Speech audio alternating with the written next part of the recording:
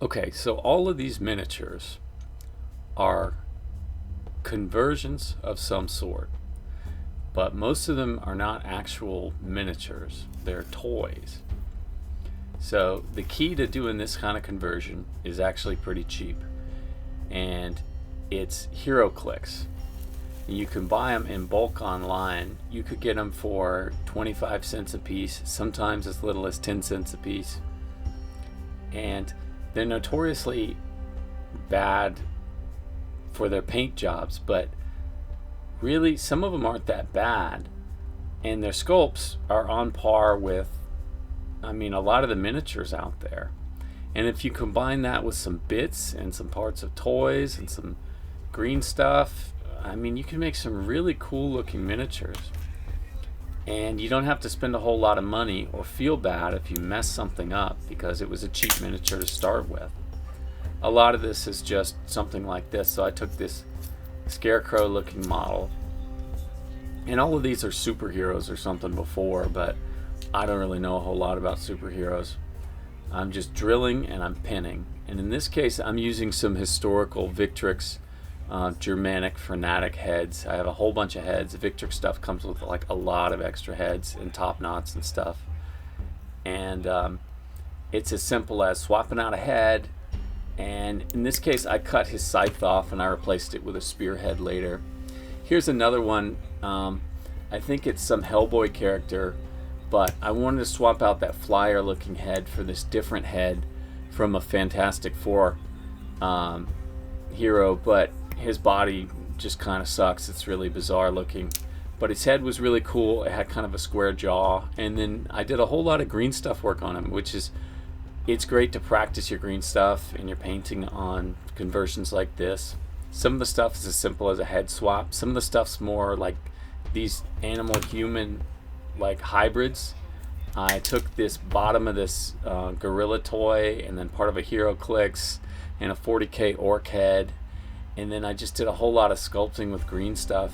It really wasn't that hard. I gave him a harness and some fur, and he's kind of a work in progress. You can see how he looks like this gorilla dude. This one is just kind of a whole lot of leftover bits and some green stuff to make kind of a raider or something. This guy is some sort of Viking, but I'm using these spear arms and some other stuff to make him like a flamethrower guy, maybe running to defend his town or something in a post-apocalypse. And you can see these are what some of the conversions look like before I give him a coat of black paint, a highlight of white.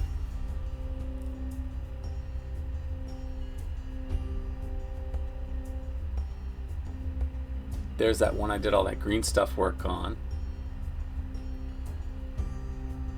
Oh, and another cool thing, I went ahead and I did 2mm magnets in all their hands. You see, you can swap out all kinds of weapons. And then I was thinking, there's some miniatures, there's some of the heroclix that don't make such good heroes, but I thought, well, maybe I could make them into some really quick zombies.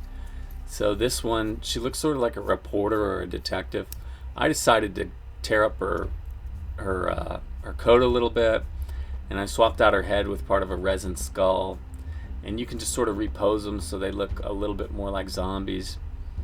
And you could do a more advanced paint job on them, but I just went around and did a really simple paint job. This necrotic flesh by Army Painter for any part that's sort of skin exposed, and then you go around, you paint the clothes, and then just do some washes or some pigments on them to make them look dirty.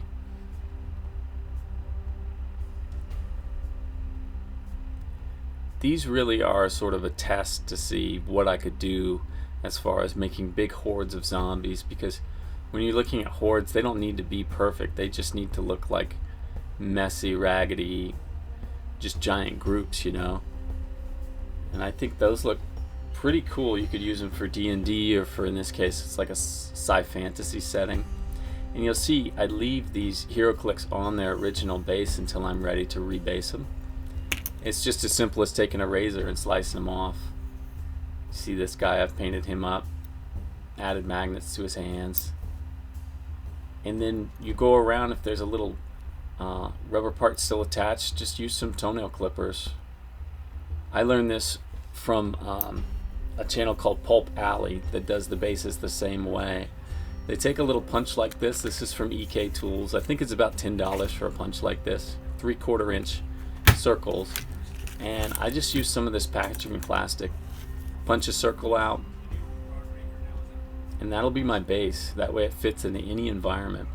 And then I found out that E6000 really works well for me because it's clear and it dries really fast. It's sort of a transparent rubber cement. And I just hold the heroclix, I hold the miniature on there for a couple seconds and then it's ready. There you go. That's a finished miniature. So here's another one where I'm combining toys with miniature parts. So I had sort of this crossbowman. I think it was a Lord of the Rings orc body, and then some Frostgrave arms, crossbowman arms. And then I liked the way this lizard looked, so I decided I'm going to take its head and its tail and kind of dry fit and look at what those would look like. I'm trying to get the angle just right. You just keep slicing away till you get the angle just right. Then you pin it. You pin it, you glue it, you do a little super glue and baking soda, and then all that weird stuff, you're going to have to cover it up with some green stuff like a scarf or a hood or some armor. And that's what I did. Covered it up with some green stuff, pinned his tail on there too, a couple bits around him, some pouches, and then I gave him a base coat and started figuring out what colors he's going to be.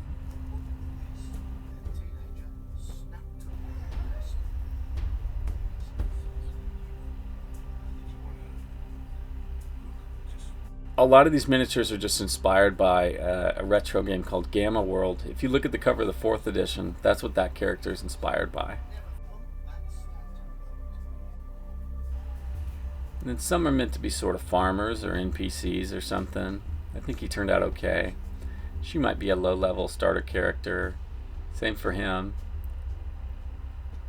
You can see the magnets. You got a lot of options. I want to thank you guys for watching and thank all my new subscribers. Let me know if you guys have ever used heroclix to make miniatures.